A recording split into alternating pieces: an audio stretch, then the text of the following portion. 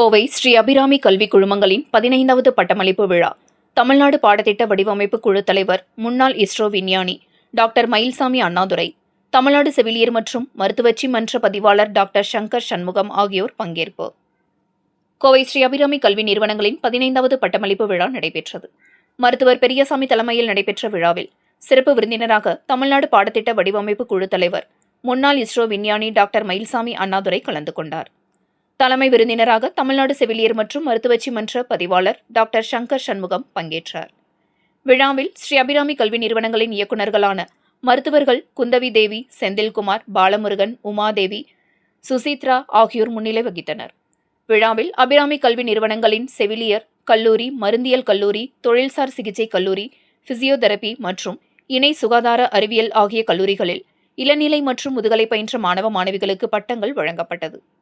விழாவில் பேசிய தமிழ்நாடு பாடத்திட்ட வடிவமைப்பு குழுவின் தலைவர் மற்றும் முன்னாள் இஸ்ரோ திட்ட இயக்குநர் மயில்சாமி அண்ணாதுரை பேசுகையில், வாழ்க்கையில் வெற்றி பெறுவதற்கு குழுவாக இணைந்து பணியாற்றுதல் என்ற கொள்கையைத்தான் கடைபிடித்ததாகவும், வெற்றியை அடைவதற்கு கற்றல் மற்றும் கடின உழைப்பு மிகவும் அவசியம் என தெரிவித்தார். தொழில்முறை வாழ்க்கையிலும் தனிப்பட்ட வாழ்க்கையிலும் முன்னேறுவதற்கு தொடர்ந்து கற்றுக்கொள்வதும் உழைப்பதும் முக்கியம் என்றும் அவர் அறிவுறுத்தினார். தொடர்ந்து பேசிய தமிழ்நாடு செவிலியர் மற்றும் மருத்துவச்சி மன்ற பதிவாளர் டாக்டர் சங்கர் சண்முகம், தற்போது செவிலியர் துறையில் சர்வதேச அளவில் இந்திய செவிலியர்களின் தேவை அதிகரித்துள்ளதாக தெரிவித்தார். நிகழ்ச்சியில் கல்லூரி முதல்வர்கள் ரேணுகா, தக்ஷணாமூர்த்தி, நரேஷ் பாபு, ஜெயபாரதி, மணிமேகலை உள்பட துறை தலைவர்கள், பேராசிரியர்கள், மாணவர்கள், பெற்றோர்கள் என பலர் கலந்து கொண்டனர். அபிராமி மருத்துவமனை மற்றும் Abirami nursing, pharmacy, physiotherapy, occupational therapy, allied health கோர்சஸோட அபிராமி கல்வி நிறுவனங்களோட 15வது பட்ட விழாவுக்கு வந்திருக்காங்க. கிராஜுவேஷன் செரமனிக்கு ஐயா மயில்சாமி ஐயாவும் டாக்டர் சங்கர் சண்முகம் சாரும் வந்திருக்காரு. Doctor Shankar Shanmugam sir registrar Tamil Nadu nursing council. இப்போ இங்க நம்மளோட நர்சிங் காலேஜ்ல ஒரு 1000க்கும் மேற்பட்ட நர்சிங் மாணவர்கள் பயின்றிருக்காங்க. ஆல்மோஸ்ட் எல்லா கண்ட்ரீஸுமே இருக்காங்க. UK, USA, Britain, Australia, middle east, இந்த மாதிரி எல்லா இடத்துலயும் இருக்காங்க. இந்த இது மற்ற பிசியோதெரபி, ஆக்குபேஷன் தெரப்பி இந்த மாதிரி காலேஜஸ், எங்களோட காலேஜஸ்ல இருந்து இப்ப மேற்படிப்புக்கு மற்ற வேலை செய்யறதுக்காக போறாங்க. அவங்களுக்கு ஐயா சொன்ன மாதிரி இப்ப எக்ஸ்பீரியன்ஷியல் லேர்னிங் படிக்கும் போதே உணர்ந்து அனுபவபூர்வமாக செய்யறதுக்கு நம்ம அபிராமி மருத்துவமனை இருக்கு. அங்க எல்லாரும் இந்த என்ன பண்ணணுமோ கத்துக்கிட்டு அதை அங்க நோயாளிகிட்டையும் டீச்சர்ஸ் கிட்டையும் கலந்துக்கிட்டு அதை பண்றதுனால மற்ற கல்வி நிறுவனங்களை விட நல்லாவே ஒரு ட்ரைனிங்கோ இதுவோ இருக்கு. இது மறுபடியும் வளரணும். இப்போ கிராஜுவேஷன்ங்கிறது ஒரு சர்டிபிகேட் மட்டும் இல்லை.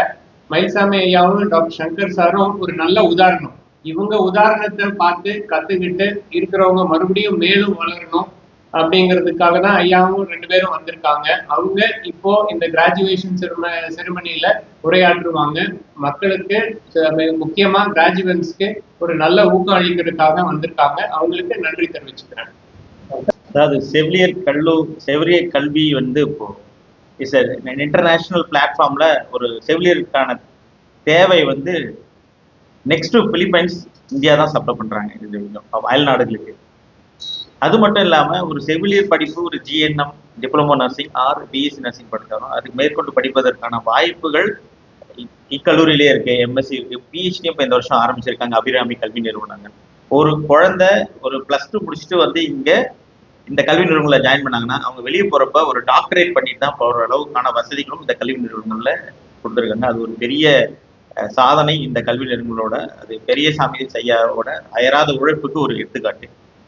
இன்னொரு, இந்த கல்வி நிறுவனங்கள்ல நர்சிங் மட்டும் இல்லை, பிசியோதெரப்பி, பார்மசி, அதாவது அலைடு ஹெல்த் சயின்சஸ்க்கான அனைத்து வகையான வசதிகளும் மாணவர்களுக்கு இது பண்ணியிருக்காங்க. அதனால because of the infrastructure facilities available இருக்கிறதுனால அவங்க எந்த நாட்டுக்கும் போகக்கூடிய ஐயா சொன்ன மாதிரி ஸ்கில் செட்ஸோட தான் வெளியே போறாங்க.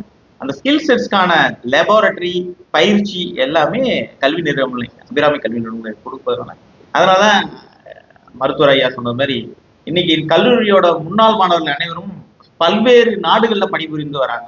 அதனால அது உங்களுக்கான ஒரு குளோபல் பிளாட்ஃபார்ம் தான் இந்த கல்வி நிறுவனம். அதே போல செவிலியர் கல்வியில வந்து இன்னும் அடுத்தடுத்த ஸ்டேஜுக்கு வர போறாங்க. இப்போ வந்து Indian nursing council act is going to be repeal. அதை ஆக்ட் மாற்ற போறாங்க. கமிஷனா எப்படி ஒரு மெடிக்கல் கமிஷன் வந்த மாதிரி நர்சிங் கமிஷன் வரப்போகுது. வரும்போது ஒவ்வொரு செவிலியர்களோட தகுதிக்கேற்ப அவங்களோட ஸ்கோப் ஆஃப் ப்ராக்டிஸ் டிஃபைன் பண்ண போறாங்க. அப்போ ஒரு செவிலியர்களுக்கான தேடல், தகுதி வாய்ந்த செவிலியர்களுக்கான தேடல் அதிகம் இருக்கும். அவங்களுக்கு ஒரு மிகப்பெரிய எதிர்காலம் இருக்கு. அதே போலதான் அலைடியல் கமிஷன்லையும் இப்போ அவங்களுக்குலாம் டிஃபைன் பண்றப்போ ஒவ்வொருத்தர் இந்த இந்த துறையில இருக்கவங்க அவங்க அந்த வேலை மட்டும் தான் பண்ணுவாங்க. அப்போ ஒரு எக்ஸாம்பிள் இசிஜி டெக்னீஷியனா அந்த இசிஜி டெக்னீஷியனுக்கான ஸ்கோப் மட்டும் டிஃபைன் பண்ணியிருப்பாங்க. அப்போ அவங்கள தவிர வேற யாரும் பண்ண முடியாது. இப்போ நம்ம யார் வேணா எதை வேணா பண்ணலான்ற மாதிரி இருக்கு அலைடியல் சயின்ஸ். இப்போ அவங்களுக்கும் டிஃபைன் பண்றப்போ அவங்களுக்கான எதிர்காலம் இன்னும் பிரகாசமா இருக்கு. இன்றைக்கு சுந்தராபுரத்தில் டாக்டர் பெரியசாமி அவங்களுடைய அபிராமி மருத்துவமனை மற்றும் மருத்துவம் சார் கல்லூரிகளினுடைய பட்டமளிப்பு விழா வந்திருக்கேன். இந்த இடத்துல கோயம்புத்தூர் தள்ளி ஒரு சிறப்பான மருத்துவமனை ஆரம்பித்து அது இந்தளவு கொண்டு வந்திருக்காங்க. அதில் முக்கியமாக அவங்க குடும்பமே அணைஞ்சிருக்கிற மாதிரி இருக்குது. 6 டாக்டர்கள் அவங்க குடும்பத்திலேயே இருக்காங்க. டாக்டர் பெரியசாமி அவங்க பற்றி படிச்சிருக்கேன். கிட்டத்தட்ட ஒரு முன்மாதிரியாகவே கிராமங்கள் நோக்கி உயர்தர மருத்துவத்தை, நாட்டு மருத்துவம் இருந்திருக்கு, ஆனால் அதை தாண்டி உயர்தர மருத்துவத்தை அல்ல அறுவை சிகிச்சையை கொண்டு போயிருக்காரு அப்படிங்கிற பார்க்கும்பொழுது எனக்கு சிறப்பாக இருக்குது.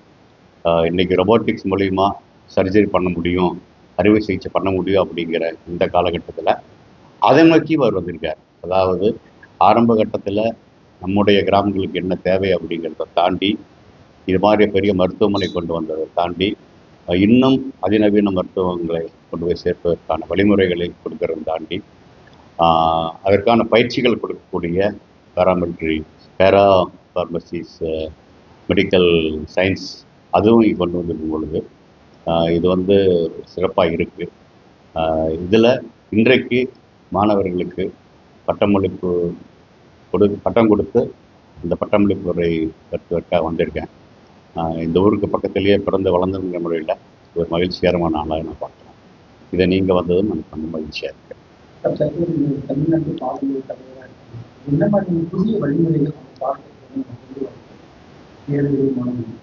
அதாவது முக்கியமாக இந்த காலகட்டத்தில் பார்த்தீங்கன்னா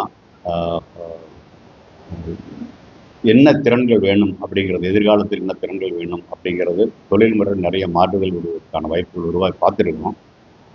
நம்ம ஒரு கல்லூரிகளையும் பள்ளிகளும் படிச்சுட்டு வந்ததை தாண்டி இப்போ நம்ம செய்யக்கூடிய பணிகள், அது எந்த பணியாக இருந்தாலும் கூட, ஆசிரியர் பணியிலிருந்து மருத்துவ பணி வரைக்கும் எல்லா பணிகளுமே வந்து கல்லூரிகளை படித்ததை தாண்டி இன்றைக்கு நமக்கு தெரிஞ்சுக்க வேண்டியது அவசியம் இருக்குது. அந்த திறன்களை வளர்த்துக்க வேண்டிய அவசியம் இருக்குது. ஆக கற்றல் என்பது கல்லூரிகளை தாண்டியும் கூட கற்க வேண்டிய அவசியம் இருக்குது. ஆக நித்தம் கற்பது அப்படிங்கிறது முக்கியமானது. அதை நோக்கி மாணவர்களுக்கு சொல்லிக் கொடுப்பது என்னன்னா, என்ன கற்றுக்கொள்கிறோன்றதை தாண்டி எப்படி கற்றுக்கொள்கிறோம் அப்படிங்கிறத முதல்ல குழந்தை ஆனா படிக்கிறதுலேருந்து அது அப்படிங்கிற எழுத்தையும் தாண்டி அந்த ஆங்கிற எழுத்து எப்படி ஒலிக்குது, அது எப்படி எழுதணும், அந்த எழுத்து அடுத்து என்னோட வார்த்தைகள் என்ன அப்படின்னு பல பின்புலங்களை பார்க்குறாங்க. அந்த வகையில் முதல்ல எழுதுவதிலிருந்து எழுத்துல ஆவும் எண்ணில் 1 எழுதும் கூட ரெண்டையுமே வந்து எப்படி கற்றுக்கொள்வது அப்படிங்கிறதையும் தாண்டி கற்றல் ஒரு அனுபவமும் கற்றல் ஒரு இன்பமாக இருக்கணும் அப்படிங்கிற மாதிரி நம்ம உருவாக்குறோம். இது வந்து முதல் 3 வகுப்புகளில் முக்கியமாக நாங்கள் பார்க்குறோம். ஏன்னா சமீப காலமாக சொல்லுவாங்க 5, 6ஆம் கிளாஸ் படிக்கிற பையன் கூட தமிழ் படிக்க தயங்குறான், அவனுக்கு அடிப்படை கணிதம் கூட தெரியல அப்படிங்கிறாங்க. அந்த குறையை நீக்கணும் அப்படின்னா முதல் 3 வருஷத்துலேயே அதுக்கான நாங்கள் பணியெடுத்தாகணும். ஆக முதல் 3 வருடங்களிலேயே வந்து எண்ணும் எழுத்தும் சரியாக அவனுக்கு தமிழும் ஆங்கிலமும் 2 மொழியிலும் சரியாக வரணும்.